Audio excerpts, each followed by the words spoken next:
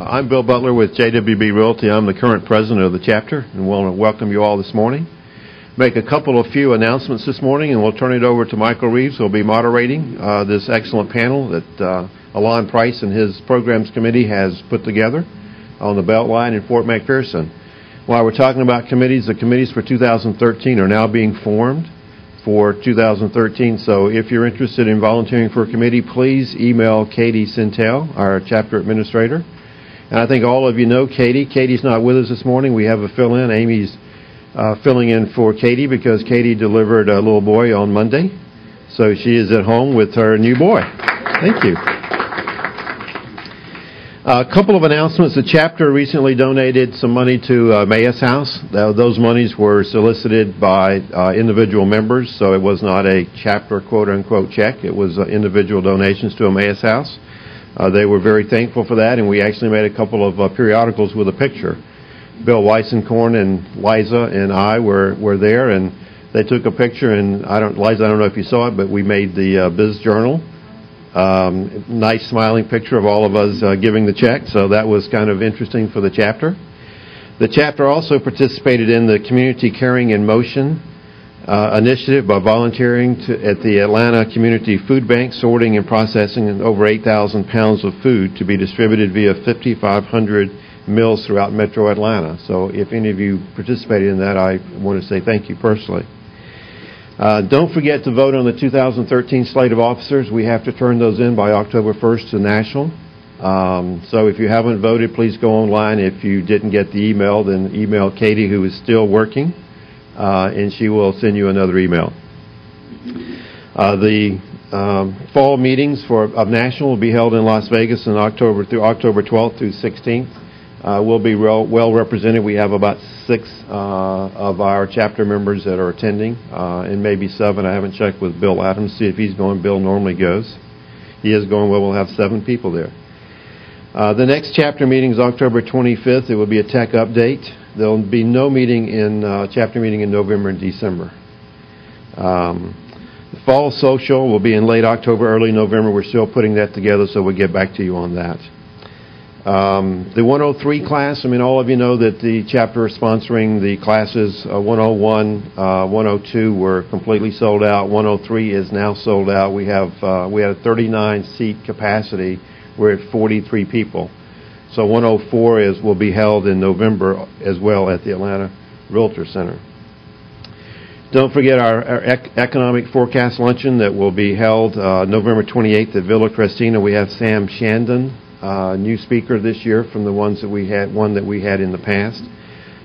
So keep that in mind, and on your calendar. We'll be contacting you shortly trying to sell tables. Michael Reeves will be the moderator this morning, and if there's no other questions of me, Michael, it's your program. Thank you, Bill.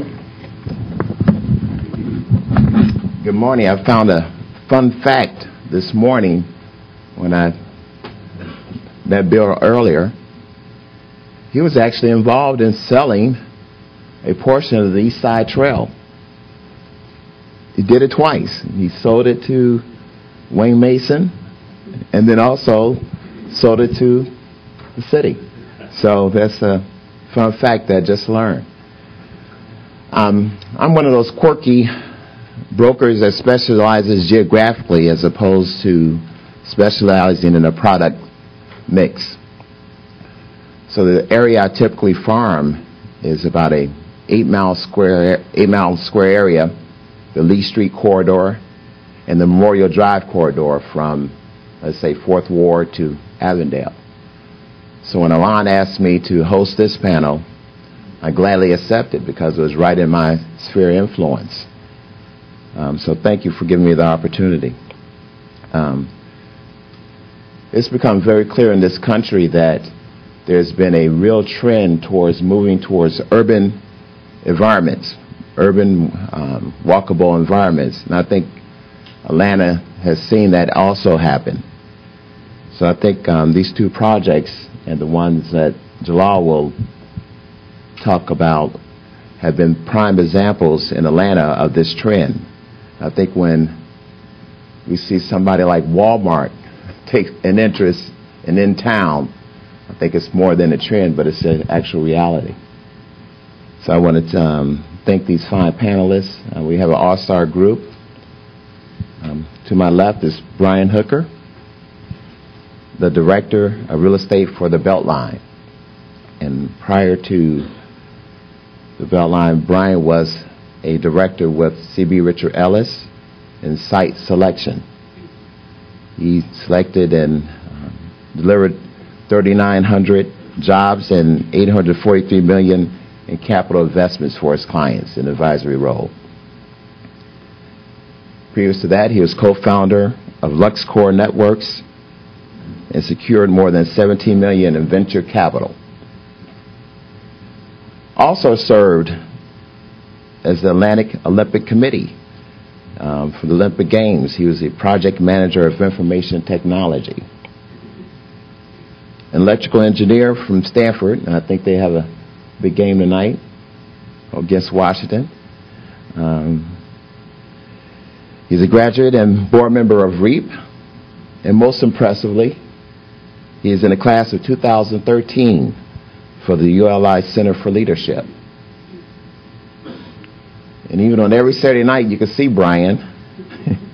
You catch him on WSB TV as the host for the live broadcast, excuse me, of the Georgia Lottery. So that's another fun fact. And in the middle, we have Darlene. She's a seasoned real estate person in Atlanta. Director of, well, you know everybody. Let's put it that way. The Director of Real Estate and Business Engagement for Fort McPherson Redevelopment. An accomplished property and asset manager for Bullock, Terrell, and Manley for over 12 years. Prior to joining McPherson, implementing the local redevelopment authority, Darlene was a principal of Hawksley Consulting. She earned a BBA in real estate from Georgia State University and is director of the Alumni Association. You're still in that role, right? Okay, great. Another high achiever, she is the 2012 president of Cornet Global. And in her spare time, she also is the entrepreneur. She is the founder of Recircle, a company that delivers used furniture to charities from corporations. Last but not least, Jalal Slade. He's a strategic planner officer at the City of Atlanta. And he coordinates long-term projects for the mayor's office. He's actually a strategic execution for the chief operating officer. He served 7 years as the aviation property manager at Hartsfield Airport, graduating with an industrial engineering degree from the Institute, and I think in '97. Jamal started his career as part of the Bell South engineering team. He attended Morehouse College, and I'm willing to bet he has logged more golf hours than anyone in the room. Has anyone played Jalal? No? Okay. Not yet. Not yet. Well, thank you guys for serving with us this morning. Brian, it has been, I saw the quote in Atlantic magazine. They called the Beltline the country's most ambitious smart growth project. How would you describe the Beltline? I like that description, and it's pretty accurate. We have folks from all over the country and all over the world coming to Atlanta to learn more about this project and keeping their eye on what we're doing. We also had folks from all over the world watching very carefully with that T-SPLOS vote, and the results there you all know very much. Had it gone the other way, could have been a very powerful accelerant for the development of the Beltline. But this project, you all know its background is the vision of Ryan Gravel, who was a graduate student at Georgia Tech, who in his studies ran across the 4 independent belt lines that were, in theory, abandoned or underutilized, that when connected would form a 22-mile loop around the city of Atlanta. And his concept was to activate that with transit.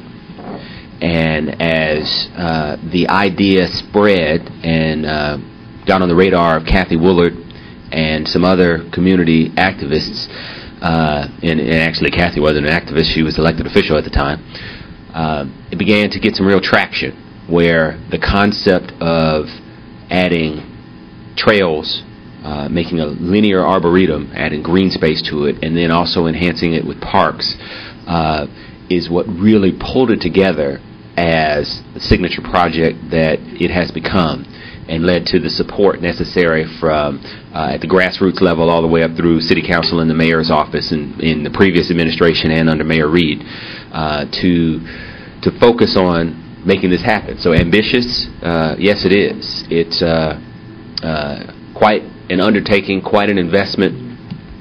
But as Michael mentioned, my previous role before joining the Beltline was at CBRE doing site consulting. And I got to sit across the table from economic developers all over the country, and specifically all over the Southeast, and see folks, sell the assets they had, trying to win business, trying to win mostly office and industrial-based business. And I looked at this opportunity with the Beltline from that perspective, from what are things that we could do to transform areas within the core city to bring more economic development, both from a corporate perspective, folks coming in, bringing jobs and investment, but of course from a development standpoint, bringing in increased density and putting the kind of infrastructure in place, or putting the kind of support in place that would justify major investment in infrastructure that we're doing with the Beltline. So yes, quite an ambitious project. Oh, and one other thing. When Michael introduced me, he mentioned the most impressive accomplishment being part of the ULI Center for Leadership. I think this right here ranks very high on my list of most impressive accomplishments. I'm glad to be part of this group. Very good. Thank you, Brian. I live 200 yards from the Beltline, so I can see the development on the east side and what has happened there, from the infrastructure, the pavement, and so forth. Do you see that happening full circle? Well, investment follows investment, and one of the things that you're dealing with the Beltline itself is how do you build such an ambitious project? How do you phase it? How do you deal with the financing? How does that come together? And what happened under the initial CEO of Atlanta Beltline Inc., Terry Montague, did a fantastic job in laying the groundwork for what was to come, in terms of putting together implementation plans, helping kick off our master planning process, getting the community involved in planning and what the Beltline would eventually look like. And so one of the things you have that was finished recently is this legacy. There are 10 sub-areas around the Beltline, and there are city council adopted master plans for each one of those 10 sub-areas that speak to land use and what it is envisioned to be around the Beltline. So anyone interested in investing in Beltline projects needs to be aware of those master plans and take advantage of the information that's there. Now, there is some proactive rezoning that takes place according with that, but a lot of it, there's also a Beltline overlay. So these pieces are all in place, and they came from the leadership of Terry Montague. What Brian Leary, our immediate past CEO, brought to the table was a focus on execution, recognizing that yes, this is a 25-year project, but we need to put get some real wins under our belt, because folks will stop believing in it when they just hear about this great idea that seems to be far out in the future. And so the two real recent major accomplishments that the Beltline put in place was the development and delivery of the historic Fourth Ward Park and the opening of the East Side Trail, which will happen officially on October the 15th. And basically, you all are real estate folks, so you know what happens when the design of green infrastructure, public infrastructure like this is completed and the funding for it is announced. Folks start going vertical. And what we've seen in that historic Fourth Ward area, there have been over 1,000 units of housing developed since the park concept was made known and started to happen. And there are another 1,100 units of housing that's in some form of development. I brought a map here that everybody can come up and take a look at a little later on. Development activity around the Beltline.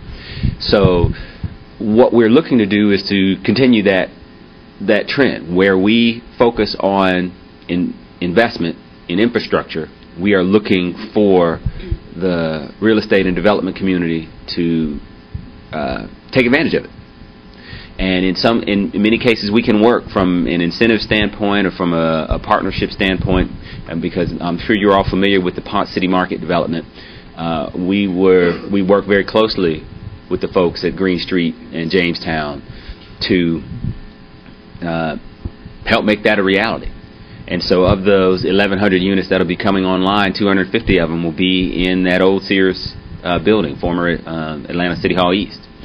And so we are excited about the interest and the energy that's generated by putting the green infrastructure in place, and the fact that folks can follow on and know that there is tremendous demand for product.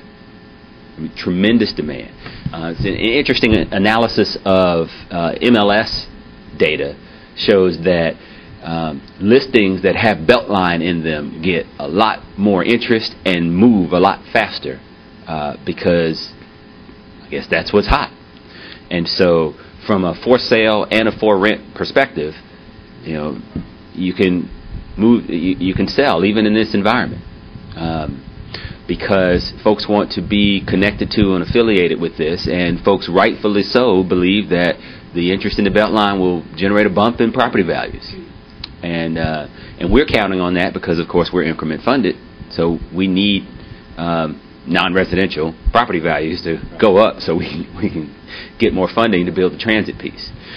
Now, Michael's specific question was, well, what about the rest of the Beltline? Well, we're doing these things in pieces, and the way we were able to accelerate the development on that east side was for a couple of reasons. Number one, historic Fourth Ward Park was built in conjunction with the City of Atlanta, Department of Watershed Management.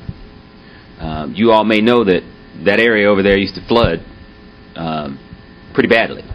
And in fact, the City of Atlanta could not sell the Sears building because it was flooded. And so Watershed Management was going to have to spend about $40 million to put a huge tank in over there to collect the water, the rainwater. And their professor at Georgia Tech, whose name escapes me right now, said, well, don't do that, open it up. And came up with the idea of putting in what we call now Clear Creek, opening it up and creating the lake feature that is a central feature now of historic Fourth Ward Park. And the Beltline followed on and said, we can build you a park around a lake that can accomplish the same feature for $25 million instead of $40 million. And so Watershed Management funded a good portion of what is historic Fourth Ward Park, and tax allocation district funds were used for the rest. But that funding source allowed us to go ahead and move forward with that infrastructure, which in turn led to the interest in development around there. The East Side Trail was underwritten by $2.5 million donations from Jim Kennedy, Cox Family Foundation, and Kaiser Permanente. And so we become opportunistic to identify additional funding sources to make things happen. We're working very closely now with our partners at Atlanta Beltline Partnership, raising money from hopefully Woodruff Foundation and Arthur Blank Family Foundation to do some similar work on the west side of town. But, you know, you say, well, wait a minute, aren't you guys TAD funded? Well, remember, as Michael mentioned earlier, there was a big transaction where we bought much of that east side rail corridor at $1 million an acre, and we have a big pile of debt on that we service. So between our operating costs, the debt service on buying that northeast corridor, and the payments we have to pay Atlanta Public Schools as part of sending back dollars to them as part of this TAD, we don't have a whole lot of money that comes in from the tax allocation district itself to underwrite large investments. So that's why you'll see us talking about being opportunistic and finding partners out there. So long story short, we're looking to put a small park on the west side in the short term. We're very focused on figuring out how to fund the crown jewel of this, which will be that West Side Reservoir Park. I don't know how many of you have been on the tour and seen what will become a 300-acre park over on the west side of town, the big green lump in the northwest quadrant of that diagram. Those things are a little bit farther out. We had hoped to accelerate them if the T-Splosh had passed, but you know that's now water under the bridge. And so we are still remaining opportunistic on where we can build more infrastructure that will create and incentivize more development. Great. Thank you, Brian. Darlene, does the vision of McPherson redevelopment emphasize this trend that we're seeing that Brian's talking about on the East Side Trail? Well, McPherson is a unique property and a unique opportunity that was put in the lap of the people of Atlanta when the Army, in their wisdom, decided in 2005 to BRAC, Base Realignment and Closure Act, to BRAC Fort McPherson. And it's been a long, slow process and something that's been working in the works for quite a while. But now the time has come, and the fort closed 1 year ago, September 15th, 2011. And I thought we would be rocking and rolling long before now, but as our executive director, Jack Sprott, says, the Army moves glacially with majesty. And so negotiations with the Army have been interesting at best in how the local redevelopment authority that I work with will acquire the land, and we can move forward with a lot of projects that are very exciting. You'll see the master plan that is here. A plan is just a plan, so as we begin to put the pieces together and implement this plan, it will bring together a lot of opportunities for our city, for our region, for our state, and for the Southeast. The City of Atlanta has been very supportive in their input in what this will be. Our governor has been very supportive and putting allocations in the budget as we move forward for this redevelopment to take place. As far as the vision and the Beltline is about 1.5 miles on the north side of Fort McPherson. For those of you who've only seen or heard about Fort McPherson, it's between two MARTA stations. And while the transit, the T-Splosh set us all back on our heels in a way, Fort McPherson, 488 acres, all in the city of Atlanta, all under one ownership, you'll never find that again, is served by two MARTA stations. We're 3 miles south of the Central Business District. We're 3 miles north of the busiest airport in the world. The plan for a live, work, play, learn environment is ripe and ready for this property. The historic district has homes built in 1889-91. It has a parade ground, 15 acres, that's on the National Register as well. We have several buildings that can be adapted for reuse. We have those plans underway. And there's a lot of interest. There's local interest, there's national interest, and there's international interest. The biggest challenge we have today as the local redevelopment authority, who is the face of the project, We are the entity that the Army deals with in getting that land into private hands, private ownership, to do, as Brian alluded to, and Michael as well, is get it on the tax rolls. We talk about increment financing, and we talk about tax allocation districts, of which McPherson is in the Campbellton Road TAD district. But if you understand what this particular piece of land means to Atlanta and to the region, it has not been on the tax rolls. It is zero-based. So any increment increase is major. We're finding just in the past 6 months, the interest is coming because there's a lot of money sitting on the side, and people are just waiting for that opportunity to invest in something that is going to be as meaningful as the developments taking place at Fort McPherson. Very good. Jalal? Is the City of Atlanta taking any indirect or direct steps in support of these two projects? Yeah, absolutely. First, I want to welcome everybody and send greetings on behalf of Mayor Kasim Reed. He appreciates this group. He wants me to let you know that. When you look at both Beltline and Fort McPherson, what I will tell you, and Brian said it well, investment follows investment. And so when you think about what the city is doing to further investment in both around the Beltline and in Southwest Atlanta, around Fort McPherson, there's a couple things that I'll bring your attention to that tie in. One is the sustainable investment, and by that I mean your park systems.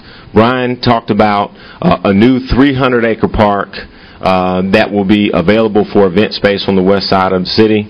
We're also developing a new 160-acre park at Fort McPherson that will be available on the south side of the city. So now, just very quickly, we're planning on doubling down on what we have at Piedmont Park and spreading that across the city. Another smaller park that we just negotiated is a $30 to $50 million investment right off of Northside Drive in Vine City. It's going to be a rebuilt historic Mims Park, and it'll be prime right in the area where we will have in one location or another, our new World Congress Center Stadium. Now, what I will tell you is that, the media and some will portray that the stadium is really a $1 billion investment for the Falcons. And what I will tell you is that's not the case. What it is a $1 billion investment for the World Congress Center to stay competitive, both nationally and internationally, that the Falcons are going to contribute 2/3 to play 8 home games a year. And so you will hear that message. When you look at other sustainable investment, it now flows into transportation. The Beltline is an incredible transportation link, and we may not have all of the linkage before you will actually see transportation going from possibly the east to the west side. There's a study going on that I'm working with some graduate students at Georgia Tech on transforming Northside Drive into another major corridor.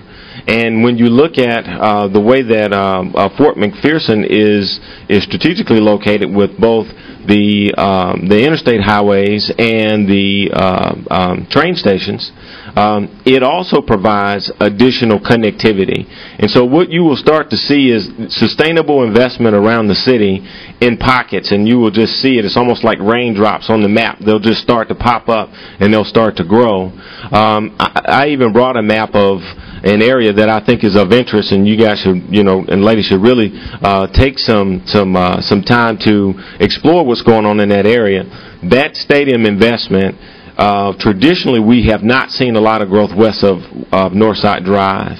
With this new investment and some other projects that are going on that I really can't speak about this morning, you will start to see an incredible growth going west in the city and south of I-20.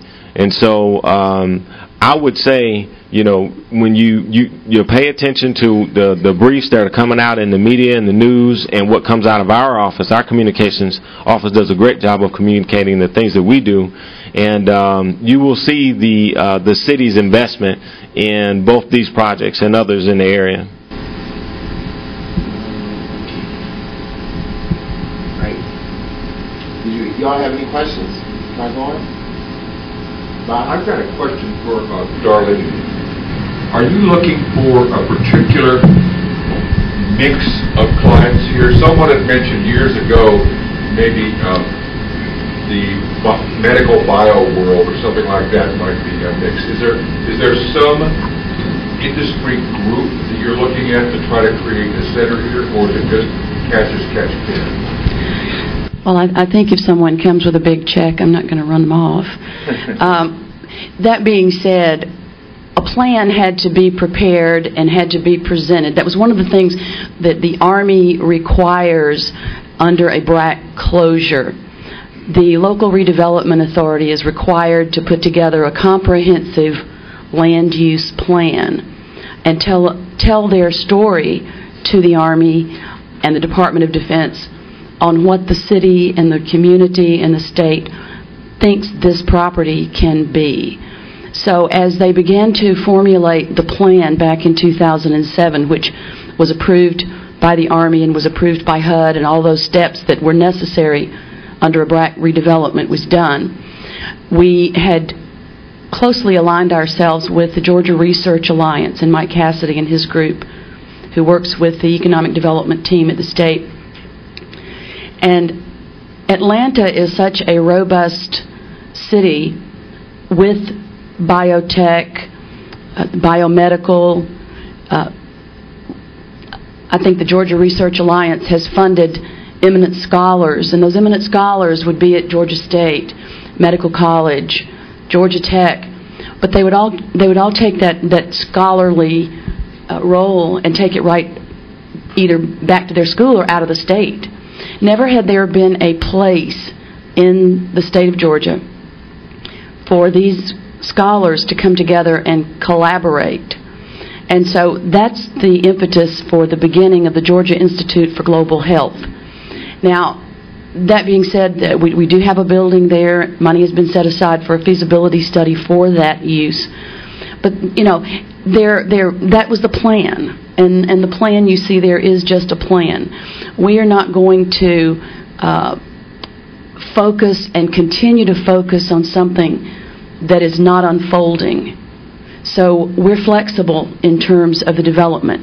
If it becomes the Georgia Research Park or the Georgia Institute for Global Health becomes a reality, wonderful. McPherson was an administrative fort, and it was also a health care fort for over 100 years.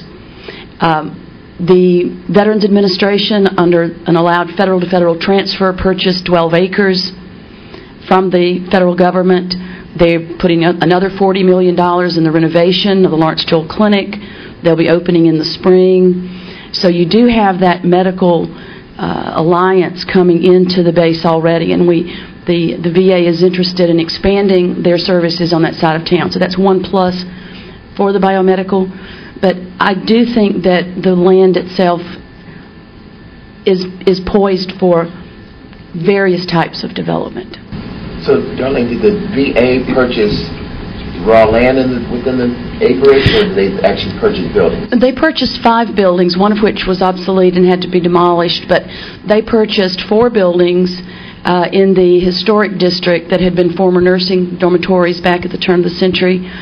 They purchased a 77,000 square foot Lawrence Joel Clinic, and it's my understanding with the demand for services on the south side of Atlanta that they are already going to be out of space before they open. They planned to close their buggy works in East Point. That they can't do that because of the demand. And as we continue as a country to honor our returning veterans, that demand will become even greater. So I expect the footprint that the 12 acres and the 5 buildings that the VA currently have, I expect that to begin growing fairly soon. Yes? reference of T-Splice and all of the ideal message that you put out initially about the Beltline. My question is, with the T-Splice not happening or going the way that everybody wanted, and then just hearing what you're saying about your interested investors and still looking for partnerships or whatever, what impact as far as the timeline with the T-Splice and all of that going away, would that refactor the whole project? Is that going to slow the process? Is it going to kind of still keep you on track, or what would you tell an investor about the livelihood or the realistic timeline now that some things have changed that did not go as planned? Well, the question regarding timeline comes up all the time, and the standard answer is we are going back to Plan A. From the Beltline and transit perspective. Plan A was to fund transit using tax increment over time. So that's the standard answer. But for you all, the real answer is that's going to mean delays from Plan A because of the downturn in the economy, the increment is growing slower than what was originally forecast, so it's going to take longer to build up those funds. What the T-Splosh would have done was accelerated and been Plan B, a faster rollout of transit. So we are also working closely with Jalal and the mayor's office to seek alternative sources of funds to make key investments. Because one of the things that has to happen for most of the people in this region starts to see the Beltline is real, we got to have some transit running on it. Mm-hmm. And capitalizing on what we're investing now in the Atlanta streetcar and putting in some additional Beltline-based transit that would connect to that and expand the reach of what you're seeing from a new streetcar system that's already, I mean, that's on the books. It's part of the Connect Atlanta plan. I think that's where you could see it. We got to get some transit funded because we can continue to drive investment and excitement doing green space, but the real mojo will happen when transit comes. And so we are working on what is the backup plan. And say, well, the T-Splosh would have provided $600 million for the Beltline. Well, maybe cut that down to a quarter. What could you do with that much money, and how could we roll it out? So those talks are going on now as well. But also, another thing that I want to mention is where are you all working with respect to the Beltline? Where are you seeing those investment opportunities? Because from my perspective, I need folks with expertise in brownfield remediation and who have clients who are looking to come build, maybe do some owner-occupied or some investment real estate in some brownfields. I need folks who specialize in telecom, fiber in particular, because everywhere we're building these trails, we've got an 8-duct bank underneath that could house some fiber, and I'd love to be able to have some real conversations about getting some folks paying rent in those duct banks, and those are just things that are on my short list, my to-do list. Yeah, and one other thing is I don't think I mentioned we actually own and control 50% of the 22-mile loop, roughly the northeast and the southwest. The southeast corridor is the next potential opportunity, and that is, it's going to take years. It's one of the things shifting from CB going into basically, the public sector. The timeline for stuff to get done is very different than what I'm accustomed to, so I'm still adjusting. But we've got to enter into negotiations with CSX, which they will remind you that the rail companies are older than the city, and we have to genuflect when we meet them. So it's going to take some time. But if I were looking to invest, if you had money, go right now and pay a good value, that East Side Trail area is jumping. If you're looking for what's next, in the short term, stay tuned to what Jalal and I are working on for that long-term potential of that West Side Park. But shorter term, that Boulevard Crossing Park down at Boulevard and Inglewood, that's going to be another big thing. Then also, who's playing in the television and film entertainment space in this room. There's a lot of interest. Some of the stuff Jalal can't talk about is in that category. And so you need to be aware of that and playing in that space because a lot of that is what I'm looking at, and I'm speaking for me, not Jalal. I'm looking at there's a lot of interest in that along that south side that could start to make some things happen over there. But that's what I'm trying to figure out. What are the real opportunities? You start looking at the Annie E. Casey site and the Murphy Crossing site and that Boulevard Crossing area. What are likely going to be the real opportunities there? Because Boulevard Crossing could be another historic Fourth Ward Park. That's an area where there'd be a lot of housing demand. But when you start shifting over to just south of the Pittsburgh neighborhood and over in the Adair Park area, housing becomes a little bit. It's tougher to do the kind of stuff that Amley and North American and Perennial and Jamestown are doing in the historic Fourth Ward area. And that community, by the way, they want jobs. They are looking for more commercial development that creates some type of employment opportunity. So I saw some hands. I let the moderator. Well, it's timing is essential to understand when and how this property can really go to market. It's very difficult for me as talking Brian's. I came on board with the Local Redevelopment Authority. I had never worked in the public sector, this quasi-public sector, to understand all the things. But we don't own anything yet. The LRA is still negotiating the transfer of this land from the Department of Defense to the Local Redevelopment Authority. So timing and understanding when we can raise the flag and say we are open for business. And I've told them, hey, I'm ready to get this party started. But the Army will not let us control and market and occupy until we own the property. Now that timeline is getting closer and closer, and that's why I get more excited about the opportunities. In fact, just today, there's some essential meetings going on today and will be going on for the next 3 weeks. We anticipate having a handshake agreement with the Army on the terms of the purchase by the LRA of this land or the acquiring this land. When that occurs, then we'll be able to give someone a timeline and say, come on down. Right now, I'm meeting with people daily, getting calls daily of interest. I have people presenting packages, presenting letters of interest. Letters of intent's a little bit premature for this now, but we're laying the groundwork to really move forward quickly. So if there's interest here in bringing opportunity to this area, let me know. Call me, come to see me. Let's talk about what your thoughts are, what your ideas are, what your expertise and investment opportunities might be at Fort McPherson, because they're there. What do you expect the process to be? In terms of the process, just stay tuned. It will come out with a big hoorah, fireworks, etc. as soon as this thing gets where we can begin to break ground. I expect it to be spring. The Army would like very, very much to hand over a deed for the entire property to the Local Redevelopment Authority in the spring of 2013.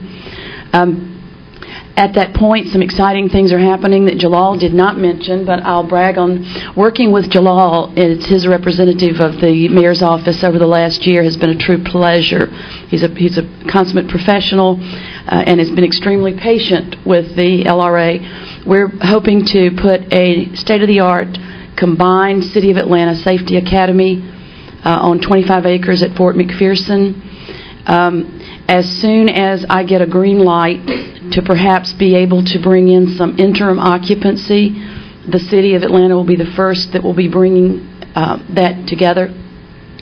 The state of Georgia is very, very interested and has set funds aside to purchase the former U.S.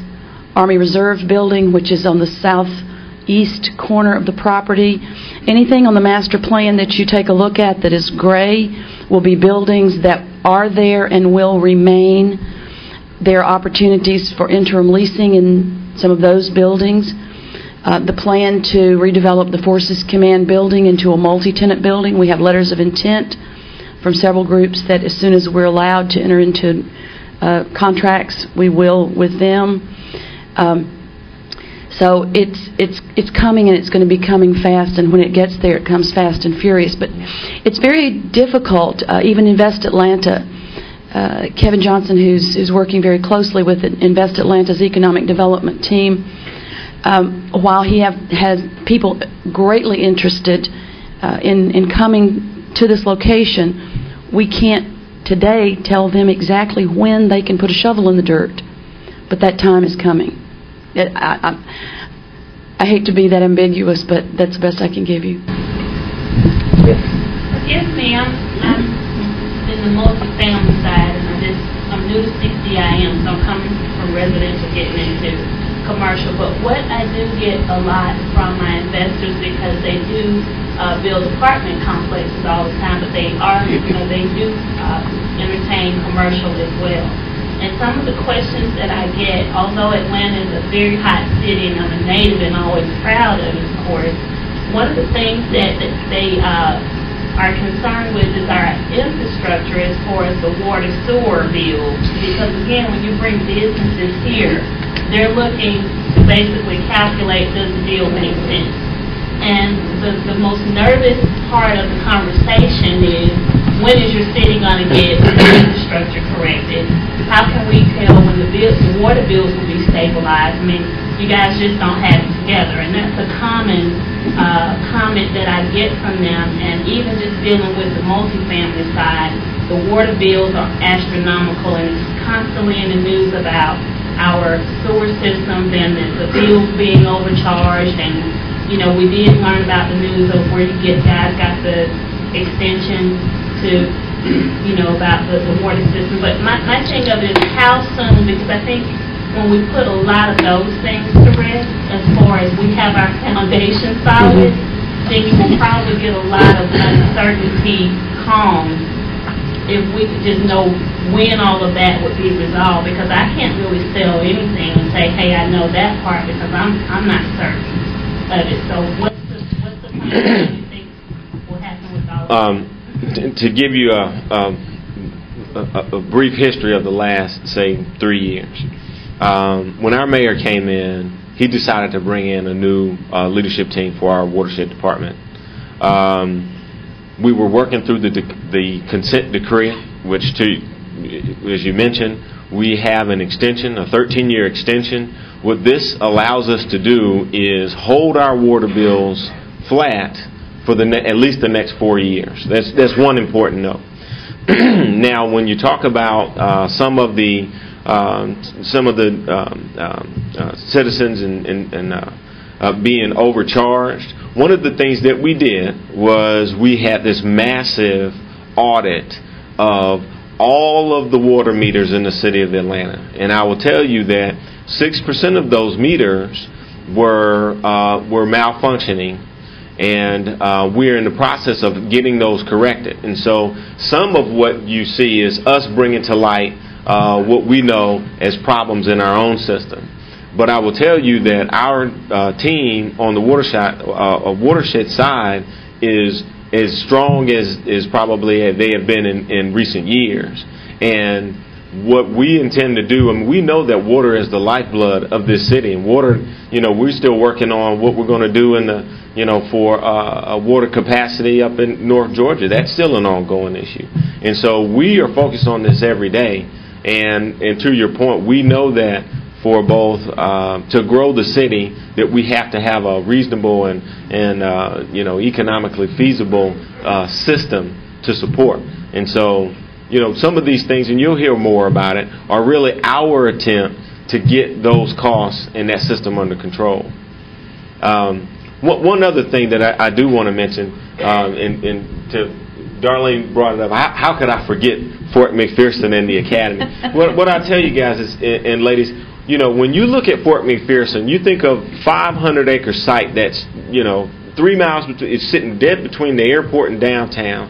it's almost a gift from God. I will tell you that. And what the city is doing, we talk about investment, you take half of that site. We're going to take half the site. We're going to develop a brand new large city park. We're going to put a 27-acre consolidated campus-like feel now, consolidated police and fire public safety center in the dead center of that site. I have the watershed department and public works right now working on taking over the water systems, sewer, stormwater, and the drinking water, and also the roadway systems. We've already established 911 service in the area. We're waiting on the Army. That's what we're doing. City's waiting on the Army. And as soon as that happens, and it'll be next summer or so, you guys come back around and call Darlene and see what's going on in there, because it's going to move, and it's going to move fast. The site's going to be almost ready. I mean, we're going to be ready, underneath the ground, and we're doing all of our inspections. We're doing all that stuff now. We're going to be ready to go at Fort McPherson, and it won't take us it'll probably take us to spring of 2014 to get that park, done. And it's going to be event space. It's going to be beautiful. I'm even moving a Parks Depot down there so that they can maintain that space regularly. So when you look again at the infrastructure, investment in infrastructure, we're focusing on transportation, we're focusing on green space. Everything builds around that. There's a pretty good golf course down there. Is it being maintained? Oh, I'm going to cry. Jalal will too. The golf course is closed. The Army, the garrison commander, for security reasons, elected to close the course in May of 2011. The equipment that maintained the course was sent to another Army base. All the carts were shipped off because basically the golf course was paid for and maintained by the soldiers in the Army and the retirees in the area that played there. We tried in a lot of different ways to keep it open, and we failed. So the golf course has grown up. It's amazing how in one short year a well-fertilized green space can grow beautiful weeds. But it breaks Jalal's heart. He needs to practically close his eyes when he rides through the area. But but it has made available to the city and the community and the state and the area the availability of some rolling hills with old growth trees and this linear park that will go from the McPherson MARTA station, circling the west side of the property and going back toward the Oakland City MARTA station and the parade ground in the historic district will be truly an asset that more folks can enjoy as those cart paths become walking trails. I'm sorry about the course. How many acres is that park going to be? We're negotiating right now. The last time we talked with the Army, the Army wanted to reduce that size. When you do a park or what's called a public benefit conveyance, the acronyms. It took me about 6 months to learn to speak military acronyms, but I do it now quite well. But the public benefits conveyance will come probably for the Safety Academy and for the park, so that right now the park is scheduled to be slightly over 100 acres, and it may expand or so. It just depends on who we come into by the economically developable land. Ernie?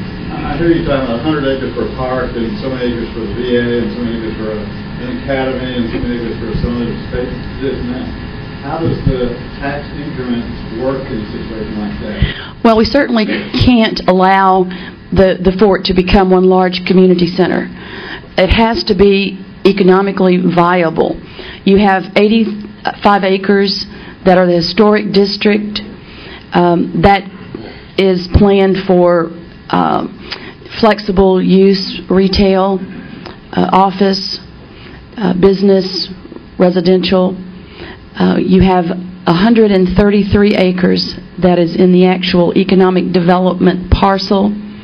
That parcel, if you look at the map, that's the white buildings.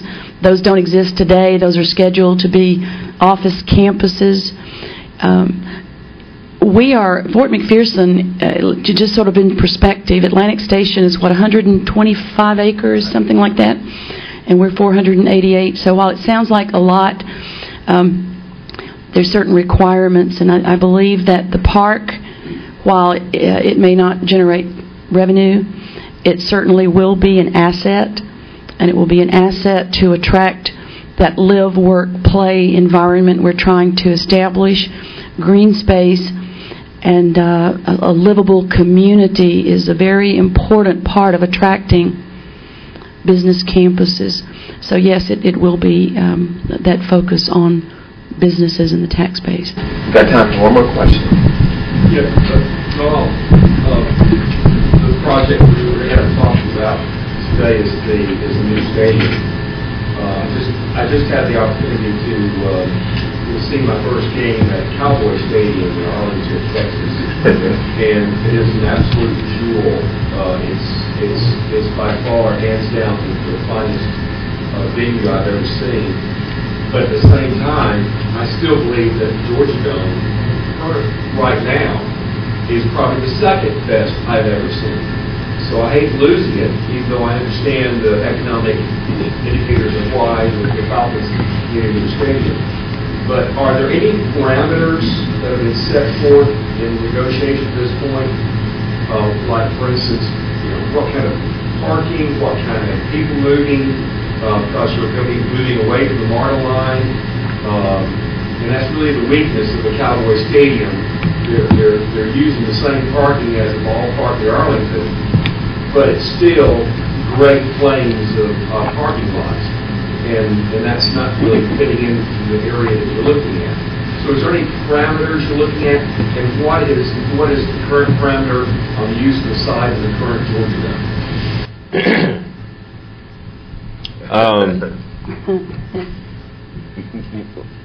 We are, they are still deeply into negotiations for the stadium. So there's a lot that I am not at liberty to discuss. What I can tell you is that one of the sites, of course, is, well, first of all, the Cowboy Stadium is by far the best sporting event in all football. I've been out there. And when you have such a large area, Six Flags, Arlington, the baseball field, yeah, I mean, you have plenty of room. But that was the number one concern for all of the events that they have, is there's no transportation, right?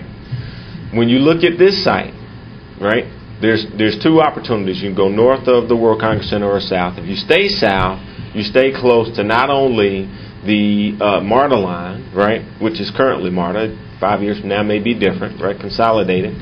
But more importantly, in the Gulch, and you guys under CNN, if you remember where the Gulch is, that's the location for our multimodal passenger terminal, right?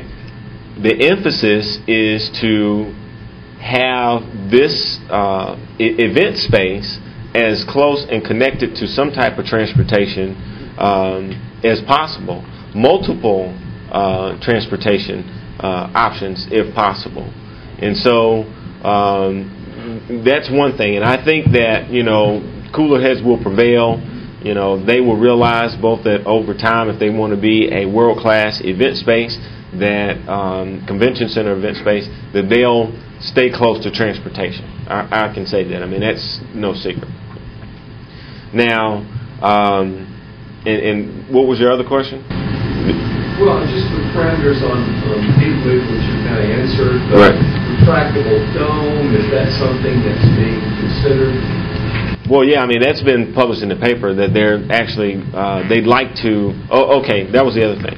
When you look at the dome, I mean, they built the dome in '92, right? So it's 20 years old. They're actually talking about building a new stadium, by 2017, 2018. Well, at that point, it's 25 plus years old. You like to think now that they're rushing it, but, I mean, I think that's a reasonable, time to develop a new state-of-the-art facility. The other thing is construction costs escalate every year. They go up 15-20% on projects like this every year. I looked at the last 5 or 6 stadiums that have been built, including the model for this new stadium, which will probably be the Houston Reliance Stadium. And what you see is costs escalate every year. Every year you don't make a decision, those costs escalate. And so some would say that, they're rushing, they just want to, have a new stadium just for them. But what I will tell you is that if you look at both the Falcons and, more importantly, the World Congress Center, if they want to compete, they need a new world-class venue. And the sooner that they can make that decision and change over, the sooner that they can get that return on investment that's necessary. And so I wouldn't put too much into the fact that they're trying to rush to judgment. What they're really doing is running the numbers. And the longer that you wait, essentially the more costly it becomes. And the old building? I'm not sure yet. I mean, there's a scenario that, they could possibly keep it. They have stated that, right now that it's not feasible to keep both. You may have also heard that Georgia State is in the market for a new stadium. So, we're going to win some more games first. I'm sorry. Yeah. Hey, mark my words. In 5 years, Georgia State will be something to reckon with. But there's all of that is ongoing. It's real fluid. I mean, if you would contact the World Congress Center and the Falcons right now, they'll tell you that they are deep into the negotiation. They want to get this deal done. So, well, great. Is that it? Well, thank you all. Thanks for coming. Thank you. Hope you learned a little bit.